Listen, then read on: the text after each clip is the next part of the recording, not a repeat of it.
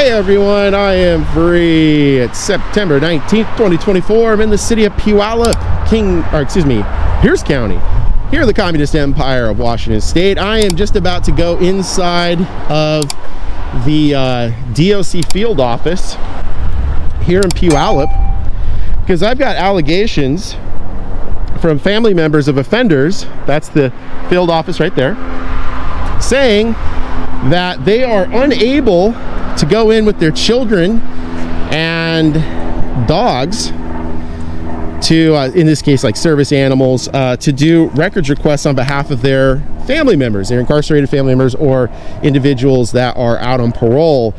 And I am going to look into this and see how much further this goes. But that is something that wouldn't be lawful if that's the case. So we're going to head on over there and see if there's any merit to these allegations. While I got your attention, if you wouldn't mind liking, sharing, and subscribing, hitting that all notifications bell so you can get my stories right when they're released, I greatly appreciate it. You can follow me on X at I.A.M Auditing, on Facebook at Inland Auditing Media, and if you want to help keep my feet on the streets, you can do so by going to the links in the description for Cash App and Venmo. Thanks for watching, and I'll see you guys inside. Well, there's a sign right there, no children or pets allowed. So I'm going to say this is definitely the case. So we're going to head inside and see if we can get any verification of this.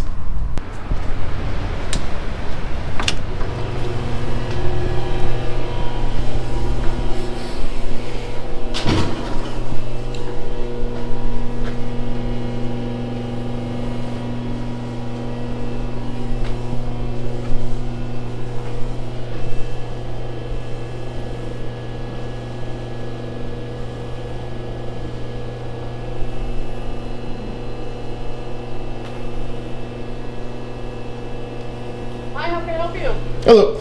Hey, I want to see if I can, looking to do a couple of things. One, I'd like to get a public records request form.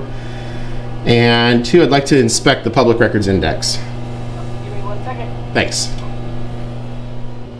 Here's your request form right there, sir. Thank you very much. And I'd also like to inspect the records index, please. Give me 1 second. Thanks. Sir, for the public record index, you actually got to go to headquarters for that.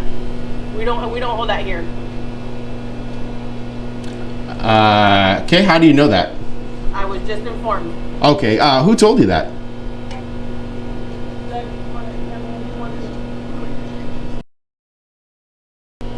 Sir, I was told by my supervisor.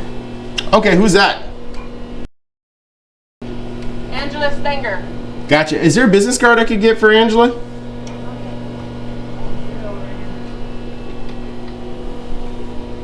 There you go, sir. Thank you. I also had a question. Oh, she's the supervisor. Gotcha. I do have a couple questions for Angela as well regarding this office. Hang on. They're going to go get her. Great. Thanks. Appreciate it. Sir? Yeah. How can I help you? Are you Angela? I'm Gina. I'm Gina Rosendale. This is my business card. I'm a supervisor here. Oh, you're a supervisor. Cool. I'm sure you'll be able to help me then. I wanted to see if I could get a couple of answers to some questions I have regarding access to this facility. I noticed the no children or pets signs.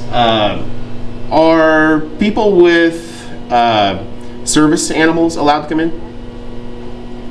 If it were a service animal, sure. Okay. And if a member of the public comes in, let's say to do a public records request like I have, for example, and they have their kids with them, are the kids still prohibited from entering this facility? I would probably go outside with you and talk to you there and ascertain with you what it is, how I can help you outside. Gotcha. So what is it that is prohibiting children? There's just there's some people that should not be around children. Gotcha. So is it a statute or an administrative code? It's an office policy. Gotcha. So in this case, where is that instruction coming from for that being maintained as a policy? Who put it, or who created the policy? The supervisors. So you were part of that? Oh yeah, years ago. Gotcha, okay. What you just heard was Community Corrections Officer Gina Rosendale state that she would take the public records request outside along with the citizen and kids because there are offenders that cannot be around children. Consider this. A citizen who is not on parole, with their children in tow as perhaps they are a single parent, are being asked to go outside of a public building rather than the offender when said citizen is attempting to conduct lawful business. The offender in this case is getting more accommodation than the citizen who is not on parole as compared to the offender here in my example. Comment below what you think about this. I don't mean this to sound combative, so please don't take it like that. I'm But not sure, and I hope that my voice is only loud so that you can hear me. oh yeah, no sweat, no sweat. Yeah, no, you're being great. I'm just curious, what font of authority are you citing as having the capacity to facilitate such a policy? It's just that some people they might have something on their judgment sentence that So they may what? they may have conditions that preclude them from having contact. Gotcha. So it's then, I just want to make sure I understand this correctly. So it's incumbent upon people to not enter a facility, children who have liberties as well, while in the company of their guardian or parent, in order to accommodate the offender? It's not always, it's to keep the child safe. In the case of non-offenders, so somebody just, a member of the public like myself, coming in to conduct business with the Department of Corrections, such as doing a public records request, if I were to have my kids with me, would that be a prohibition? I probably wouldn't. I would find out very quickly from you what you were doing, because I assume that you came to the window and you stated what you wanted. And the reason why I'm going to assume that's because you're holding the camera, so the receptionist or somebody ascertained what you wanted. They asked. You probably said you wanted something related to the records. And if you had a child with you, they might have asked you to step outside while they went and got the record request, or there's no children in here at the moment. Sure. It just kind of depends. It's just clearly you're not under supervision, so I wouldn't have to worry that you're out of compliance and Sure. you're trying to do something else. Sure. So part of the reason that I've come here is I'm following a tip and a lead regarding some people that allege that they came in, not an offender, they're not on parole, anything like that, came in regarding a family member, and we're looking to get some information, basically some public disclosure stuff, and had their kids with them, and they alleged that they were told because they had their kids with them, even though they weren't an offender, that they couldn't come in here with their kids, that kids had to step outside.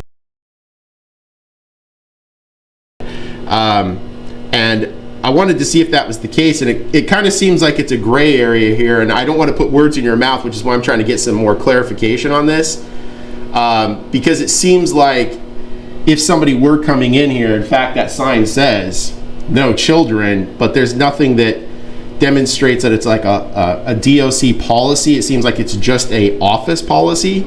Is that accurate? I would say yes. Okay. So has DOC, or has someone specifically for you, Gina, basically stated like, hey, you have a certain range of authority or agency, if you will, to produce policies at the office in which you are a supervisor within certain parameters?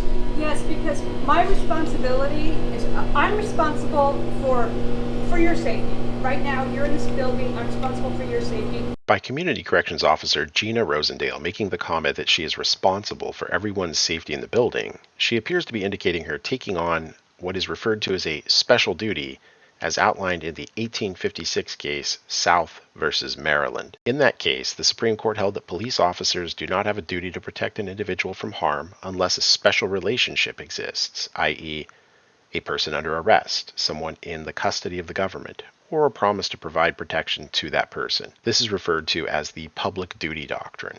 The public duty doctrine provides that in order for a tort to be made against the government, a demonstration of a breach of duty owed to that individual must be proven. This has been upheld in multiple cases since South versus Maryland in 1856, in cases such as Warren versus the District of Columbia, 1981, Deseni versus Winnebago, 1989, Castle Rock v. Gonzalez, 2005, and here in Washington State in 2023, Norg versus the City of Seattle. In 2023, the Washington State Supreme Court held in Norg versus the City of Seattle that common law duties do not apply to tort cases as opposed to cases regarding a statutory duty. Liability for statutory duty cases in Washington State is enacted through the Revised Codes of Washington, Title 4, Chapter 96, Section 10, and it is titled Tortious Conduct of Local Government Entities, Liability for Damages. By CCO Rosendale stating that she is responsible for each person's safety when they come into the building, she is potentially articulating the establishment of a special relationship with every person that enters the building. If that is the case, then the Department of Corrections and Community Corrections Officer Rosendale may be burdening themselves with heightened liability by creating that special relationship. You're responsible for my safety. I'm responsible for all these people's safety, and they're all responsible for mine. I'm responsible for anybody who's in this building for their safety. So it's always the totality of the circumstances of what's going on. So earlier you called it gray area, and I'm not saying that I disagree with that. To me, it's the totality of the circumstance. Okay. Oh, sorry, there's a train coming by. Give me a sec. Okay, I think I can hear you now. Okay, so to me, it's always a totality of the circumstance. All right. And so, you know, I'm not trying to be stubborn. I'm just trying to make you understand that I have to be cognizant of everybody of what's going on. I have to worry about the safety of everyone. And so to me, I have to be, if I'm going to be responsible for everyone's safety, then I have to take steps. I have to decide what safety looks like for everybody. Okay. So in that vein, and I appreciate you clarifying what you did about someone at DOC. Who is the authority in effect over you? I don't know if it's a manager or supervisor. I don't know how you guys refer to them, but above you effectively in management that granted that agency to you as a supervisor to create policies within a certain parameter. Well, I report to a field administrator. Okay. Okay. Who's that? His name is Dave Thompson. Dave Thompson? Mm-hmm. Okay. And where's his office? It's in Tacoma on 26th and is it J Street? In Tacoma? Yeah. 26th and Center Street. Gotcha. In Tacoma? Yes, sir. Okay, got it. And what were the parameters on that? So like what kind of range of authority did DOC grant you as a supervisor for this office to establish policies such as, but not limited to, that policy regarding children and animals? It's just that, for me, sir, it's a safety issue. I have the authority to keep everyone safe. And it just never really has come up that I'm not keeping anyone safe. I have to go home every night and know in the back of my mind that I've done everything that I can to send everyone home at night. Okay. Animals, I have to take your word that it's a service animal. Okay. And so I would let a service animal in here. I haven't, but that, I mean, I can't say that very many service animals have come in. We don't Sure. even bring our own animals here. Fair enough. Again, it's going to be a totality of the circumstance. If it's a service animal, I'm not an unreasonable person. Mm-hmm. None of my staff really are. Okay. So, and as for my authority, you know, my first mission is the safety of the building and everybody in it. If my boss reviews and decides that he doesn't like, you know, how I'm running business, he and I are going to have a conversation, and I'm fine with that. But in my own mind, and in my own heart, I am trying to do what I can do. Mm-hmm. The simplest steps of making everybody safe, my safety, your safety, all their safety. Is it a fair assessment, and correct me if I'm wrong because I'm just asking a question, like I said, I don't want to put words in your mouth here. Is it a fair statement that you, in effect, have carte blanche to establish any policy that's not law violative in this office? I wouldn't say that I have carte blanche. Okay, what are the constraints on your policy agency, your policy authority? For instance, I can't dictate who parks in the parking lot. Okay. I can't dictate if people are gonna sleep on the sidewalk. Okay. Gotcha. So First off, regardless of what anyone thinks about Gina's responses and the Department of Corrections management that has imbued her with near total authority to generate and enforce any policy that Gina feels is reasonable, based on her own admission, I really want to say that I appreciate her candor. So I want to thank Community Corrections Officer Gina Rosendale for being forthright and explaining everything so clearly. It is truly nearly impossible to get straight, honest answers from government employees these days, regardless of what the position is. To be clear, what Gina Rosendale just said are the two constraints on her lawful authority to create and administer policy on behalf of the Washington State Department of Corrections. And those two limitations are, 1, she cannot dictate who parks in the parking lot, and 2, she cannot dictate who can sleep on the sidewalk. Those are the only two limitations to her policy-making authority per Gina, per David Thompson. This appears to indicate that what the signs say are true based on some unknown calculus that Gina deems is safety-based. So it's pretty much just that. Short of that, you can establish any policy you feel is okay. Fair enough. One last question for you: has the Department of Corrections at any point in time provided training to you regarding a U.S. Supreme Court called Deseni versus Winnebago? Does that sound familiar at all?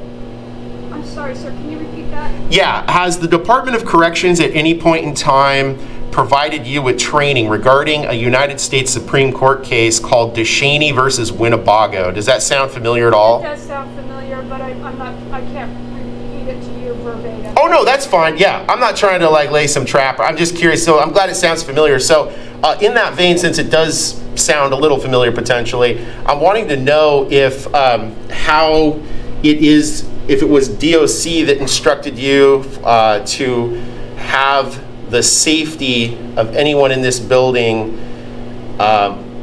undermined within your mind, I should say, when it happens. Because Deseni versus Winnebago made it clear that all government has no, specifically law enforcement, corrections, etc., have no responsibility whatsoever in any way to provide for the safety of any citizen at any point in time, with the exception of when they're in their custody. So if someone came in here and attacked me, you have absolutely zero obligation to provide assistance, to look out for my safety, nothing like that. So I'm curious, in terms of policy making, why is that the case in terms of establishing policies that are restrictive like this when there is no obligation to provide safety for people when they're here? Sir, that may or may not be true. I'm not going to argue that. Okay. And I'm going to accept what you say, but I also would like you just to accept me as a person. Sure. I don't want to explain to anybody's wife, spouse, anyone's child, why I didn't do something that I could have done to get their parent home that night. The Deseni versus Winnebago case, 489 U.S. 189, ruled on in 1989, controversially held that a state government agency's failure to prevent child abuse by a custodial parent did not violate the child's right to liberty for the purposes of the 14th Amendment. This is a landmark case that speaks exactly to what Gina stated was her responsibility a moment ago when she said, and I quote, "I have the authority to keep everyone safe," end quote. It speaks to what Gina said because it is the exact opposite of what Gina said from that ruling. The police, i.e. government, have no duty to protect the public. I want to repeat that again. Deseni versus Winnebago held that the police, i.e. the government, have no duty to protect the public. Let that sink in here. So while I think that Community Corrections Officer Gina Rosendale truly has the best interests at heart here of the people of the community, there are some serious problems with this. One, she truly doesn't have any duty to protect the public. 2, since she doesn't have any duty to protect the public, why are these unconstitutional signs and policies being implemented when there is no law, administrative code, or seemingly any other font of authority with legitimacy that allows for no pets and no children to be implemented as a policy at that particular office? 3, how is it that the Washington State Department of Corrections can make randomly different signs stating that one category of citizen is allowed at one facility, but not the next? And 4, why does the Washington State Department of Corrections take action via seemingly unlawful policy to impede the liberties of the people, specifically children, to go into public government locations? Okay, so that's that. Okay, well, I think that explains, or at least provides answers. I better understand now where that is all coming from. So I really appreciate your time, Gina, and I hope you have a good day. Sir, I hope you do too. And what is your name? Steve. Steve, do you have a card? I don't, but I've got is your email address on your card? I believe it is. Okay. What I can do is I'm happy to reach out to you with an email address, so that way if you have follow-up questions or follow-up information, you can email me. That'd be great. Great. All right, Gina. Well, look, you have a good day. Take care. Hey, you too. Enjoy Appreciate the rest of the day. We got some nice weather out there. Heck yeah, it's not raining or anything. No. That's what I'm loving, is when it's kind of hitting fall and it's not raining. So that's going to be it here today, but I'm going to keep following up, and I will when I get to the next location let you guys know more about that then. Heading on over to the DOC field office that has a supervisor in it, but hopefully will be able to help me. That's the building over there. We're gonna head on over there and talk to the supervisor regarding the signage at the Puyallup DOC office.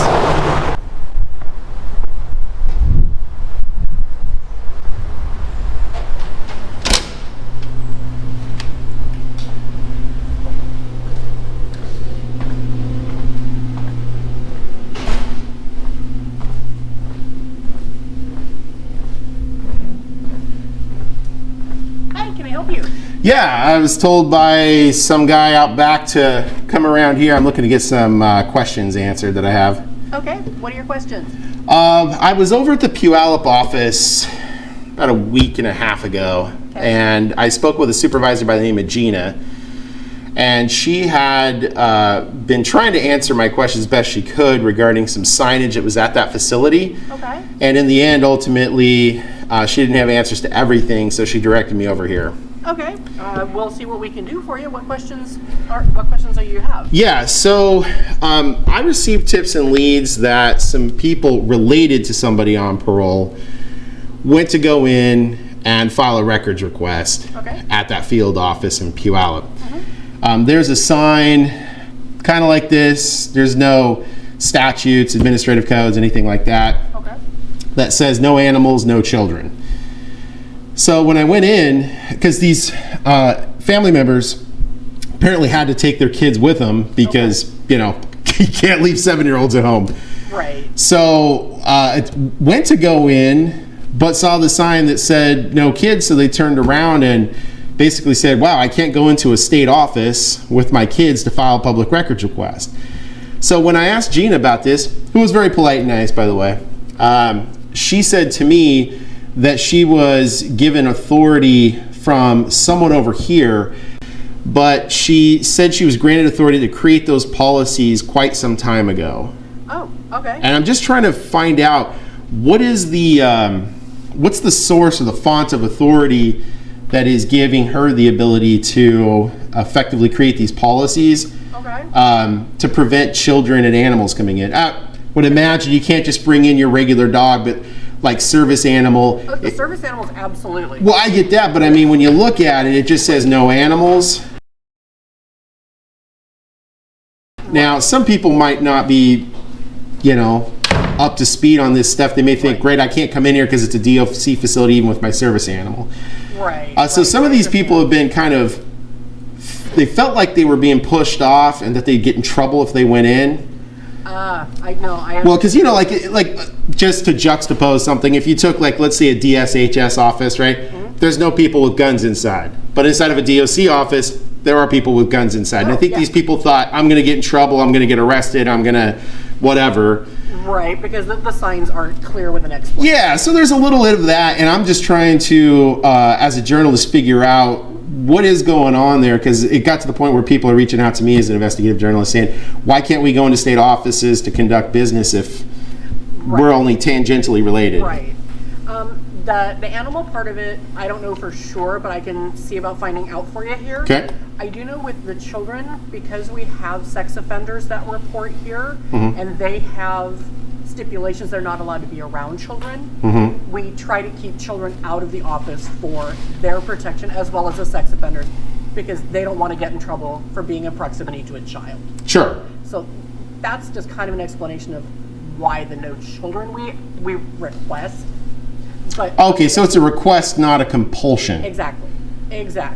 Okay. We try to do it simply for the safety of our offenders, Sure. as well as families and children. Gotcha. Who don't come in contact. Okay. The animals, I'm not sure, and as for authority, I am not sure as well. Let me see if I can find out, or get one of our supervisors or someone Sure. who might be able to answer that. Sounds good. Yep. What was your name? My name is Kathy. Kathy, thanks. Yeah, no problem. Okay. Actually, what we can do for the other information, we can have, this is information, this is how you can get public records and to ask for that information from the state. Sure. This is directions to do it online as well as other contact. And I actually have a form that if you wanted to fill out and submit to ask those questions from higher authority, they can respond to that. Yeah, I appreciate that. I think the key word you said is information.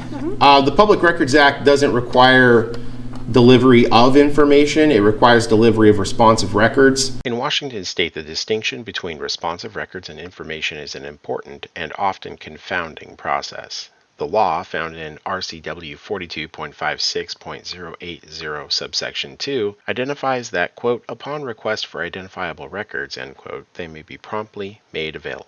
Those identifiable records are further defined as found in Washington Administrative Code, Title 44, Chapter 14, Section 04002, subsection 2, and is described as, quote, identifiable record. A requestor may request an identifiable record or a class of records before an agency must respond to it, per RCW 425680 and 4260-550 subsection 1. An identifiable record is one that is existing at the time of the request and which agency staff can reasonably locate. The Act does not require agencies to be, quote, mind readers, end quote, and to guess what records are being requested.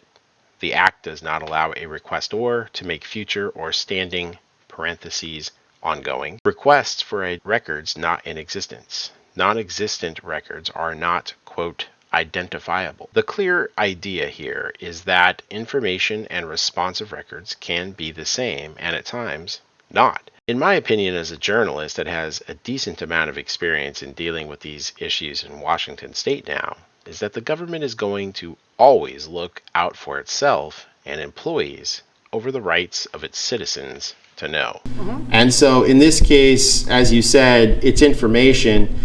I'm just trying to figure out a baseline of information so that I can narrow more accurately and efficaciously my records request. Because I want to help the Department of Corrections as much as I want to through your PRO to be as efficacious and not waste time for anyone involved. Right. So I just need to understand something, because Gina pointed me over here to get information. And I don't personally have that information. My supervisor does not, as well, as far as I know. So they have directed me to have you contact the release of information, the ROI, to try to find out more about that particular information. Where's that person at? In Olympia? No, we have a supervisor on staff.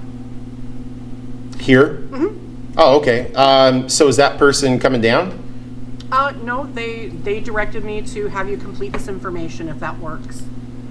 Well, not really. I mean, not trying to be obstinate here, but on what I'm hearing is this almost sounds whimsical, and I'm just trying to report to the people of the area, specifically on the west side of Washington state, how the State Department of Corrections is dealing with this. A records request, I've been doing journalism long enough to know that's usually just a first step to like sort of get a journalist on a delay. Okay. I've got video and audio evidence in my interview with Gina saying that she created it Okay. and that she was given authority. Now, with all due respect and politeness, I'm just trying to get to the bottom of this quickly because I think this is relative information for the community. Okay. I don't know if the intent of the sign was to scare people off or not. I don't know. Okay. And what I'm trying to do is get valuable information out to the public so that they can say, oh yeah, you know, he went to DOC, to the place where Gina said when he interviewed her to go to speak to whoever the person is. And it sounds like it's that ROI. So who is that person that's the ROI? ROI is handled through the state, is handled through Olympia. Gotcha. Yeah, but who was the manager you spoke to, the supervisor? The supervisor, her name is Stephanie Modrian. Stephanie Modrian. Okay. Yeah, so what I'm hoping to do is just get some information that's going to be valuable to the public so that they can say, oh, okay, here is this sign. It's legitimate or not. If it's not legitimate, then I think the quick and easy there is to be able to put that information out and then hopefully have the Department of Corrections correct this in a brief period of time, because while I get the, I guess you could say, common sense approach of limiting children to be around, if somebody has to go in to get records on behalf of an inmate or someone on parole, they shouldn't be prevented from taking their kids in there. Correct. These people haven't offended, so offenders should be the ones that have to make allowances for the rest of society to come in, conduct their records request, get their business done with the state of Washington, and leave. If that means the person has to go in the back or whatever, that's something that's got to happen. But I mean, the citizens should not be inconvenienced for someone else's requirements to be out on parole. That just doesn't make any sense. And I'm just wanting to know what the state's position on that is. So maybe Stephanie could help highlight that a little bit. I will ask her and see if she's available to come out. Great. And shed some light on that. Thank you. Moment. Appreciate it.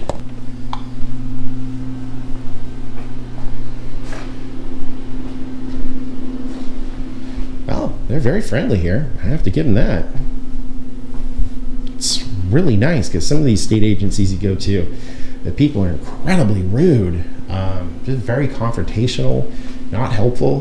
This lady's super nice, super nice. So that's good. So we'll see what she says here in just a moment.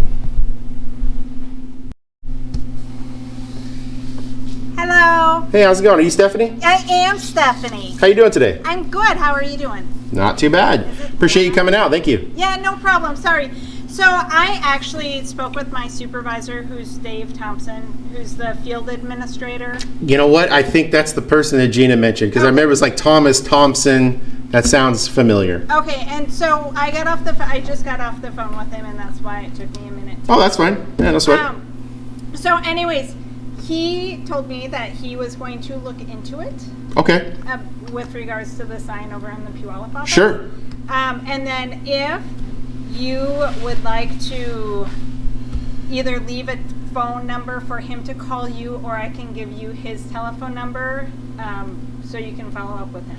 I'd like to follow up, but obviously being a journalist, having things on the record's important. Otherwise, it could be an issue of he said, she said, well, he misunderstood me, that kind of thing. And most people don't like to be recorded on the phone, and that's wiretapping if they don't consent to it. And as much as I want to come hang out with you guys on the inside, I'd rather not, actually. No. So what I'd like to do is see if maybe there's a time I could set up a time to meet with him, or maybe here or somewhere else, just to interview him. Because actually, I already took note, for example, right here, your no pets allowed, service dogs are welcome. Yeah. Maybe it's an oversight, I don't know, at the other office, but I think the big one is children. And I looked around, I didn't see any signage regarding children. So while I appreciated the other lady's argument that perhaps it's regarding, offenders that are sex offenders, not being able to be around kids, I haven't seen any other offices like that where the sign specifically said no children, no animals. So I'd like to see if I can just maybe meet with them. Can I leave my email address so I can see if I can set up a time to talk with them in person? Yeah, you are more than welcome to do that. Okay. And I can give you his number if you just wanted to maybe call him and set up a time as well.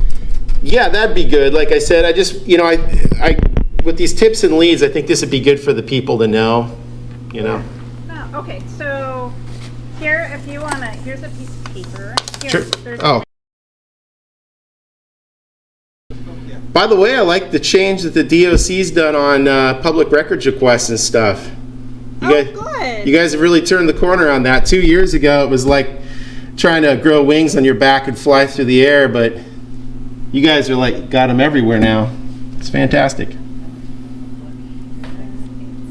Yeah, no, that's good. Heck yeah, transparency is always good. I would agree with that. All right, there you go, sir. All right, Stephanie. And I will give him your information as well.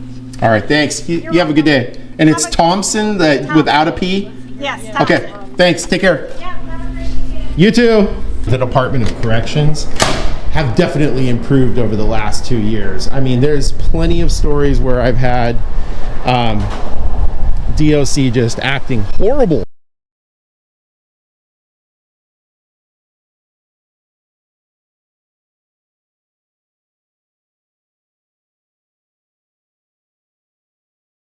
Absolutely horrible. And I will say over the last 6 months, 7 months-ish, mostly 2024, I've seen a pretty significant difference. They're way more open about at least giving the records request forms. The records themselves, mostly good. Sometimes I think they come across a little obtuse. I don't know if that's intentional or not when it comes to clarifying and that kind of thing.